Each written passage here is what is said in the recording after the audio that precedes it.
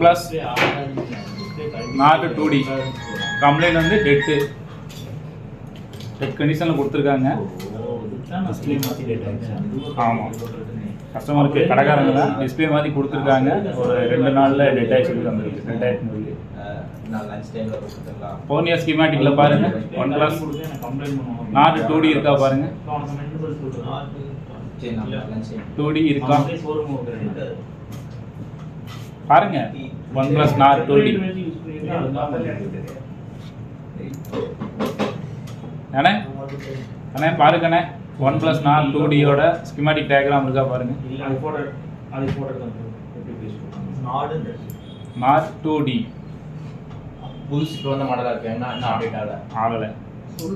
இப்போ உங்களுக்கு நான் கிளாஸ் எடுக்கும்போது ஒன்று சொல்லியிருந்தேன், வெறும் போர்னியோ ஸ்கீமேட்டிக்கை வச்சு மட்டும் அது தேவை தான். ஆனால் அதை மட்டும் வேலை பண்ணக்கூடாது. ஐசிடிடியில் நீங்கள் ஒரு ஃபோனு வந்தால் அது சிபி டைப்பு ஐசி அப்படி பார்த்து வேலை செஞ்சீங்களா, போர்னியோ மட்டும் நம்பி வேலை செய்வீங்களா? சிபியூ டைப் செக் பண்ணி பார்த்தோம். ஐசி அதை வச்சு தான் வந்து என்ன பிராண்டு நமக்கு. ஆமாம். அப்போ இப்போ இந்த மாடலுக்கு பாருங்கள், ஸ்கீமேட்டிக் டயக்ராமே இல்லை. இப்போ நம்ம இன்ஸ்டியூட்டில் உங்களுக்கு பர்சனலாக தெரியும், ஐசியோட டேட்டாவை சொல்லி கொடுத்துருக்கோம். போர்னியோ இல்லாமல் நம்ம பண்ண முடியாது. ஆனால் போர்னியோ நமக்கு தேவை, அதை வச்சு தான் நம்ம சால்வ் பண்ண முடியும். ஆனால் அடிப்படை வந்து அந்த ஐசியோட இன்புட்டு அவுட்புட்டு அதோட கம்யூனிகேஷன், இதை நம்ம அடிப்படையாக அவங்க எல்லாருக்குமே சொல்லி கொடுத்துருப்போம். எங்களுக்கு வெறுமனா போர்னியோ வச்சு நடத்தினா சீக்கிரம் நாள் முடிஞ்சிடும். கரெக்டாக உங்களுக்கே தெரியும், ஏதோ ஒரு சில மாடல் ஓப்பன் பண்ணால் ஆர்டர் சொல்யூஷனில் மைக், ரிங்கர், ஸ்பீக்கர் இப்படி எல்லாத்துக்குமே இருக்கும்.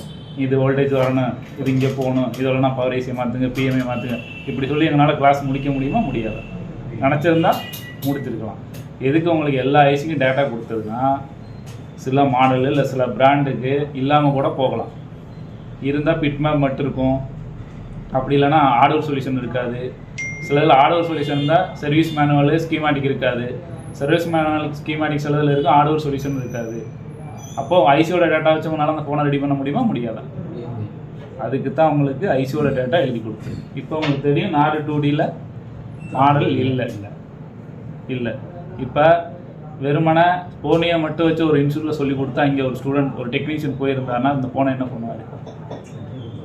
ரிட்டர்ன் கொடுத்துருவார். ஏன்னா இது ஆகாதுங்க, இதுக்கு வந்து டயக்ராம் இல்லை, எனக்கு செக் பண்ணுறதுக்கான சோர்ஸ் இல்லை அப்படின்னு சொல்லி ரிட்டர்ன் கொடுத்தாரு. ஆனால் இதில் இருக்க ஐசி உங்களுக்கு ஆல்ரெடி டேட்டா இருக்குது, உங்களால் ரெடி பண்ண முடியுமா? முடியாதா? இப்போ புரிஞ்சிருச்சா எதுக்காக ஐசியோட டேட்டா கொடுத்துட்டு அதுக்கப்புறம் உங்களுக்கு சொல்லி கொடுத்தது. இப்போ இது டெட்டு. முதல்ல டெட்டு கம்ப்ளைண்ட் வந்தால் என்னென்னலாம் செக் பண்ணுவீங்க? டெட்டு வருது உங்கள்கிட்ட என்னெல்லாம் செக் பண்ணுவீங்க? முதல்ல பார்த்தீங்கன்னா சார்ஜிங் 5 வோல்ட், இது வந்து 8 வோல்ட். 8 வோல்ட் வந்து ரிசீவ் ஆகுதுன்னு செக் பண்ணுறேன் பார்ப்பீங்க. அப்புறம் செக் பண்ணிவிட்டு அதே பார்த்தீங்கன்னா பேட்டரி லைன் ஃபுல்லாக கம்ப்ளீட்டாக செக் பண்ணிவிட்டு அப்புறம் பார்த்தீங்கன்னா பேட்டரி லைன் செக் பண்ணணும். அப்புறம் பேட்டரி சார்ஜ் இருக்கான்னு ஃபஸ்ட்டு செக் பண்ணிடுவோம். அப்புறம் பார்த்தீங்கன்னா பேட்டு பஸ்ஸு அந்த லைன் ஃபஸ்ட்டு ஆப்ஷனே பார்த்தீங்கன்னா அந்த சார்ஜிங் செக்ஷன் செக் பண்ணிட்டு தான் அடுத்ததுக்கு வந்து போவோம். சார்ஜிங் செக்ஷன்லேயே ஒரு சிலதெல்லாம் ப்ராப்ளம் சால்வ் ஆகிடுச்சு அப்படின்னா நம்மளுக்கு அடுத்த ஆப்ஷன் போக வேண்டியது. சரி, அப்போ இப்போ நம்ம இந்த ஐசி ஆல்ரெடி படித்ததுனால உங்களுக்கு பயம் இருக்காது. ஏன்னா இது எந்த மாடலாக வேணாலும் இருக்கட்டும், எந்த பிராண்டாக வேணாலும் இருக்கட்டும், நமக்கு தேவை நம்ம படித்த ஐசி வந்துடுச்சு. அவன் புதுசாக ஏதோ ரமேஷ் குமார்னு கூட பிராண்ட் ஆரம்பிச்சுக்கட்டும், நமக்கு தேவை மீடியாடெக்கா, கோல்காமா, எக்ஸினோஸா, ஸ்பெக்ட்ரமா, அதில் என்ன சார்ஜிங் ஐசி இருக்குது, என்ன பவர் ஐசி இருக்குது, நெட்வொர்க் ரிலேட்டடாக என்ன ஐசி இருக்குது, ஆடியோ ரிலேட்டடாக என்ன ஐசி இருக்குது, எல்லா டேட்டா சீட்டும் உங்களுக்கு இருக்குது. எல்லா டேட்டாவும் உங்களுக்கு எழுதி கொடுத்துருக்கு. எடுப்பீங்க, வேலை பண்ணுவீங்க, கஸ்டமருக்காலே டெலிவரி கொடுப்பீங்க. இப்போ நம்ம மெத்தடில் போய் ஃபஸ்ட்டு சார்ஜ் எவ்வளோ வோல்ட் எடுக்குது, டிசி பவர் சப்ளை எவ்வளோ ரீடிங் இருக்குது, அது இல்லாமல் நீங்கள் நார்மலாக யூஸ் பண்ணுறீங்கல்ல இந்த ஃபுட் கேபிள், இது வந்து 8 வோல்ட் பேட்டரி யூஸ் பண்ண முடியாது. நீங்கள் 4.5 வச்சாவே அது ஷார்ட் ஆகும். அது 5 வோல்ட் வரைக்கும் தான் வோல்டேஜை அப்சர்வ் பண்ணணும். நம்ம மெக்கானிக் யூஸ் பண்ணுறோம்ல, இதை செக் பண்ணுறதுக்கு தனியாக ஒரு மெத்தடு, ஒரு கேபிள் இருக்குது. நீங்கள் அதை யூஸ் பண்ணி தான் செக் பண்ண முடியும். அது எப்படின்னு நான் சொல்லித்தரேன் இந்த கிளாஸில், சரியா? இதுக்கு முன்னாடியே உங்களுக்கு 8 வோல்ட் சம்மந்தமாக நிறையா விஷயம் சொல்லி கொடுத்துருக்கு. ஆனால் ப்ராக்டிக்கலாக இது நம்ம சொல்லித்தரணும் ஒன்று. அதுக்கப்புறம் நம்ம டிசி ரீடிங், சார்ஜிங் ஆம்ப்பு, இது மட்டும் சொல்லி கொடுத்துருக்கா. ஃபுட் சீக்வன்ஸும் உங்களுக்கு சொல்லி கொடுத்துருக்கான். ஃபுட் சீக்வன்ஸ் சொல்லி கொடுத்துருக்கு. ஆனால் சிலர் வந்து இது ரிலேட்டடாக சொல்லலாம், ஒரு டிஜிட்டல் சார்ஜரை வச்சு மட்டுமே இல்லை டிசி ரீடிங்கை வச்சுமே ஃபைனல் பண்ண முடியாது. கோபியண்ணே, நேற்று ஒரு ரெட்மி 9A ஒரு ஃபோன் ஒன்று ரெடி பண்ணிங்களாவும் இருக்கா இஎம்சி கம்ப்ளைண்ட்டு. அது நீங்கள் எல்லா சீல்ட்டும் பிரிச்சிங்களா, டிசி ரீடிங்கில் வச்சு இஎம்சி கம்ப்ளைண்ட் ஃபைன் பண்ணிங்களா? அதிலே ஃபைன் ஆனிச்சா? இஎம்சியை கலட்டி ரீபால் பண்ணி வச்சிங்க, ரெடி ஆனிச்சா? அது எதனால் இஎம்சியை கலட்டி ரீபால் பண்ணணும்னு உங்களுக்கு சொல்லியிருந்தது. அது ரீடிங்கில் கொடுத்தா எல்லாம் கரெக்டாக இருந்து ரீபால் பண்ண ரெடி ஆனிச்சு. வேறு ஏதாவது சீல்டு அதில் பிரிச்சிங்களா? சாஃப்ட்வேர் எதுவும் போட்டு பார்த்தீங்களா? இல்லை. அப்போ டிசி ரீடிங்கை வச்சும் ஒரு 50% மொபைல் ரெடி பண்ண முடியாதுன்னு கிடையாது, முடியும். அதில் நமக்கு நிறையா விஷயம் அண்டர்ஸ்டாண்ட் ஆகிடும். ஃபைனல் பண்ணுறதுனா ஃபுட் சீக்வன்ஸ். ஃபுட் சீக்வன்ஸ் வந்து உங்களுக்கு தெரியும், பவரேஜில் நம்ம எழுதி கொடுத்துருந்தோம். அந்த நம்ம எழுதி கொடுத்தது இத்தனை வோல்ட் வரணுங்கிறது ஒரு ஸ்பெசிஃபிக்காக சில மாடலுக்கு சில சர்வீஸ் மேனுவலில் இருந்துச்சு. போர்னியோவில் அந்த மாதிரி கொடுத்துருந்தாங்களா? இங்கே எங்கேயோ இந்த காயில் இவ்வளோ வோல்டேஜ் அவுட்புட் ஆகணும், இந்த வோல்டேஜில் இவ்வளோ அவுட்புட் ஆகலைன்னா இது பிரச்சனை, இல்லை இதில் ஒரு மிஸ்மேட்ச் ஆகனா அந்த பிரச்சனை எழுதி கொடுத்துருந்தாங்களா? அதுவும் கிடையாது. அப்போ வெறுமனை போர்னியை வச்சு மட்டும் ஒர்க் பண்ண முடியாது. ஐசி டேட்டா டீட்டெயில் உங்களுக்கு வேணும். இப்போ நம்மள்ட்ட இருக்க டேட்டாவை வச்சு இது வந்து மாடல் இப்போ பார்த்தீங்க போர்னியோவில் கிடையாது. Complete dead. நம்ம ஸ்டெப்பே ஃபாலோ பண்ணுவோம். டிஜிட்டல் சார்ஜரில் சார்ஜ் போடுவோம், எவ்வளோ ஆன் எடுக்குதுன்னு பார்ப்போம். அடுத்தது டிசியில் ஆன் பண்ணுவோம், எவ்வளோ ரீடிங் எடுக்குதுன்னு பார்ப்போம். அதுக்கப்புறம் ஸ்டெப் பை ஸ்டெப் மெத்தடாக போய் ரெடி பண்ணுவோம். என்ன கம்ப்ளைண்ட்னு ஃபைன் பண்ணி ஒரு ப்ராப்பராக வெறுமனே ரெடி பண்ணாமல் கரெக்டாக ரெடி பண்ணுவோம். ஆனால் இங்கே பாருங்கள், ஆல்ரெடி சீல்டு பிரிச்சிருக்கு, ரேம் ஹீட் அடிச்சிருக்கு. இவங்களுக்கு மேபி செக் பண்ணியிருக்கலாம், இவங்களுக்கு வந்து ஃபைண்ட் ஆகாது. ஏன் அப்படின்னா டேட்டா கிடையாது. இதை ஒரு வேளை இதை செக் பண்ண டெக்னீஷியன் கண்டிப்பாக போர்னியோ மட்டும்தான் படிச்சிருப்பாரு, டேட்டா படிச்சிருக்க கூடாது. நான் ஷுவராக சொல்லுவேன். கரெக்டு தானே? இப்போ நம்மக்கிட்ட டேட்டா இருக்குது, இப்போ நம்ம செக் பண்ணி ரெடி.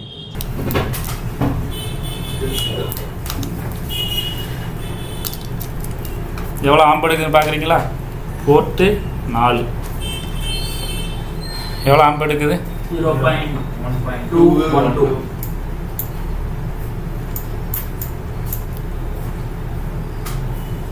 எவ்வளோ எடுக்குது? 1.2 வரைக்கும் எடுக்குது. இப்போ என்ன கண்டிஷனில் இருக்குன்னு உங்களால் கெஸ் பண்ண முடியுதா?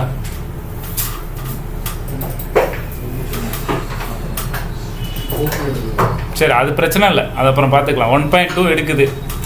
உங்களுக்கு எவ்வளோ எடுக்கணுமா அந்த பேட்டரிக்கு? இப்போ சார்ஜிங் கேம்பு பாருங்கள், 0.2, 0.9, 1.2 ஸ்டேபிளாக எடுக்குதா, ஃப்ளக்சுவேஷன் ஆகுதா? அப்போ உள்ள கம்ப்ளைண்ட் இருக்கா, நல்லா இருக்குன்னு உங்களுக்கு தோணுதா?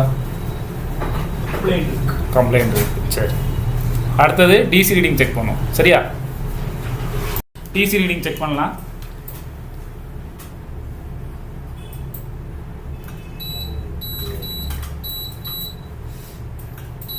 ஃபுல் ஷாட் 390 வந்தது.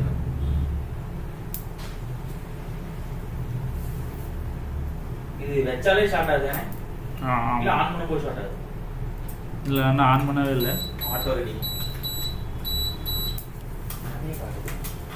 எடுக்குது. இப்போ நமக்கு போர்ட் ஷார்ட்டில் இருக்குது, ஃபைண்ட் ஆயிடுச்சா? ஆயிடுச்சு. ஆனால் சார்ஜிங் ஆம்பில் எவ்வளோ எடுக்குது? 1.2. இதே நம்ம காமனாக உள்ள மொபைல் போர்ட் ஷார்ட்டில் இருந்தால் சார்ஜிங் ஆம்ப் எடுக்குமா? எடுக்காது. எடுக்குமா? எடுக்காதா? எடுக்காது. இப்போ நமக்கு இதிலிருந்து ஒரு சின்ன டிஃப்ரெண்ட் தெரியுது. இப்போ வந்து நான் மதர் போர்டை எடுத்து உங்களுக்கு பிசிபியை காமிக்கிறேன். இதில் பாருங்கள், நீங்கள் நார்மலாக நீங்கள் அப்டேட்டில் தான் இருக்கீங்க. உங்களுக்கு டபுள் ஐசி, ட்ரிபிள் ஐசி பவரேஜ்லாம் எழுதி கொடுத்துருக்கு. எதுவும் டேட்டா கொடுக்காமல் இருக்கா? எல்லாமே கொடுத்துருக்கு. இப்போ பாருங்கள், இதில் எவ்வளோ ஐசி கொடுத்துருக்காங்கன்னு பாருங்கள். ஆனால் உங்கள் எல்லாருக்கும் சொல்லி கொடுத்துருக்கு, விபேட்டில் ஸ்டார்ட்டாக இருந்தால் என்ன ரீடிங் காமிக்கும், அடுத்த செக்ஷனில் ஸ்டார்ட்டாக இருந்தால் என்ன ரீடிங் காமிக்குன்னு உங்களுக்கு ஆல்ரெடி சொல்லி கொடுத்துருக்கு. ஆமாவா இல்லையா? இப்போ நான் பேட்டரி கனில் செக் பண்ணுறேன், எந்த செக்ஷனில் ஸ்டார்ட்டுன்னு நீங்கள் தான் சொல்லணும். சரியா? ஆனால் இப்போ நான் உங்களை ஆல்ரெடி டீட்டெயில் எழுதி கொடுத்ததை வச்சு எந்த செக்ஷனில் ஸ்டார்ட்டுன்னு ஒரு ஷார்ட் கில்லரை இன்ஜெக்ட் பண்ணாமல், டிசியில் அந்த மாதிரி வோல்டேஜ் இன்ஜெக்ட் பண்ணாமல் மல்டிமீட்டர் செக்கிங்கை வச்சு உங்களால் சொல்ல முடியுது. கரெக்டு தானே? கரெக்டாக இப்போ எந்த செக்ஷனில் ஸ்டார்ட்னு உங்களுக்கு தெரிஞ்சிருச்சு. இப்போ ஒரு வேளை இதை நம்ம சொல்லித்தராமல் வெறுமனே ஒரு ஷார்ட் கில்லர் வச்சு இன்ஜெக்ட் பண்ணுங்கள், வோல்டேஜ் இவ்வளோ கொடுங்கன்னா உங்களால் ஃபால்ட் ஃபைன் பண்ண முடியுமா? ஜஸ்ட்டு யோசிங்க. உங்களால் ஃபைன் பண்ண முடியாது. அப்போ ஒரு சின்ன செக்கிங்லேயே நமக்கு எந்த செக்ஷனில் ஷார்ட்னு இப்போ உங்களுக்கு புரிஞ்சிருச்சு. இப்போ உங்களுக்கு ஆல்ரெடி சொல்லி கொடுத்துருக்கு என்னென்னா ஒரு பவர் ஐசினா எப்படி ஃபைன் பண்ணுறது, பவர் ஐசியை சுற்றி என்ன மாதிரியான விஷயங்கள்லாம் இருக்கும், பவர் ஐசி எப்படி ஐடென்டிஃபை பண்ணுறதுன்னு சொல்லி கொடுத்துருக்கு ஒன்று. ரெண்டாவது விபிஹெச் அந்த அவுட்புட்டில் என்ன மாதிரியான காம்பனண்ட்டு அவுட்புட்டுக்கு வச்சுருப்பாங்க. அப்போ விபிஹெச் செக்ஷன் எது, சார்ஜிங் செக்ஷன் எது, லைட்டிங் செக்ஷன் எது, கிராஃபிக் செக்ஷன் எது, ப்ளூடூத் வைஃபை செக்ஷன் எது, சார்ஜிங் ஐசி எது, இது எல்லாமே உங்களால் ஃபைன் பண்ண முடியும் தானே.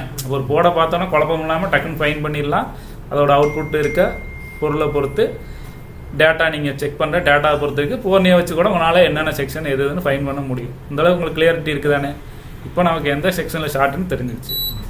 அப்போ அந்த செக்ஷனை போய் இப்போ நம்ம செக் பண்ணுவோம். ஆனால் இங்கே பாருங்கள்,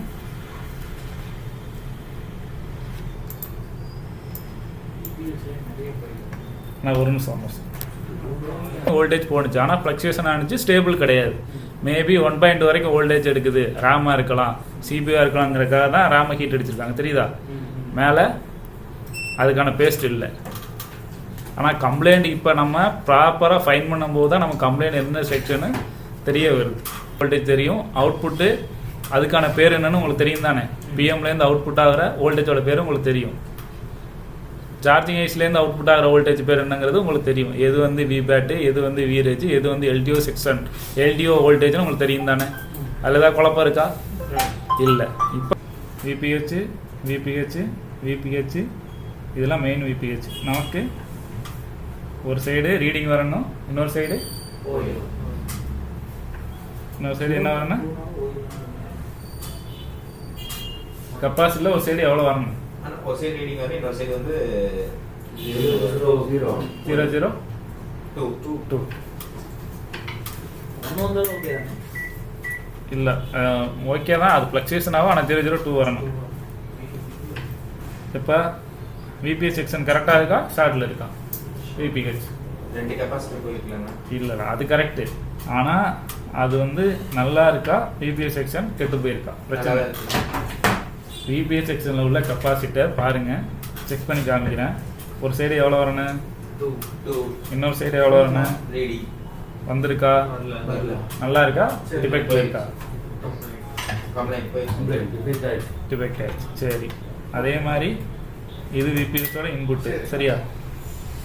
எவ்வளோ ஒரு சைடு எவ்வளோ வரணும், 002, இன்னொரு சைடு ரீடிங் வரணும், ஓஎல் ஓகே வரேன். எவ்வளோ வருது, 2 தான் வருது. அப்போ விபிஹெச் செக்ஷன் நல்லா இருக்கா, ஷார்ட்டில் இருக்கா? இப்போ நம்ம ஒரு மொபைலை பிரிக்கிறதுக்கு முன்னாடியே டிசி ரீடிங்கை வச்சு மல்டிமீட்டரில் விபேட்டோட ரீடிங்கை வச்சு எந்த செக்ஷன் ஷார்ட்டு முன்னாடிக்கே கண்டுபிடிச்சோமா, இப்போ செக் பண்ணும்போது தான் தெரிஞ்சதா, முன்னாடிக்கே ஃபைன் பண்ணிட்டோம். இப்போ நம்ம இங்கே தெர்மல் கேமரா வச்சு ஷார்ட் கில்லர் இன்ஜெக்ட் பண்ணுவோம். கண்டிப்பாக விபிஹெச்சில் ஏதோ ஒரு செக்ஷனில் உள்ள கெப்பாசிட்டர் கண்டிப்பாக ஷார்ட்டில் இருக்குது. இந்த சைடு நம்ம செக் பண்ணி பார்ப்போம். ஒருவேளை இங்கே ஃபைண்ட் ஆகலைன்னா பின்னாடி சைடு சார்ஜிங் ஏசி இருக்குல்ல, அந்த சைடு விபிஹெச் இருக்கும்ல, அந்த சைடு கெப்பாசிட்டர் இருக்கும்ல, அங்கேயும் ஷார்ட் இருக்கலாம். ஃபஸ்ட்டு இங்கே செக் பண்ணுவோம், அப்புறம் அங்கே செக் பண்ணுவோம். ஆனால் ஃபைண்ட் ஆகிடும்.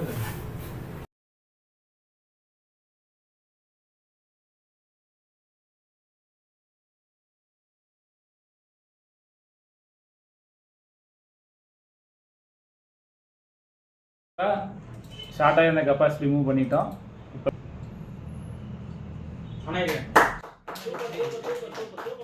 இதுக்கு டயக்ராம் இல்லை, ஸ்கீமாட்டிக் இல்லை, எதுவுமே இல்லை. ஆனால் நம்மளால்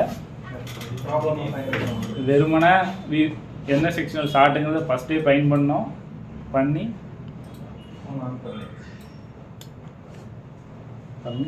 பொண்ணு உள்ள போயிடுச்சா, அவ்வளோதான். ஸ்கீமாட்டிக்கை மட்டும் நம்பி இல்லை, ஸ்கீமாட்டிக்கை மட்டும் நம்ம நம்பி இல்லை, அது வேணும். ஆனால் பாருங்கள் பர்ஃபெக்டாக ரெடி பண்ணியிருக்கு.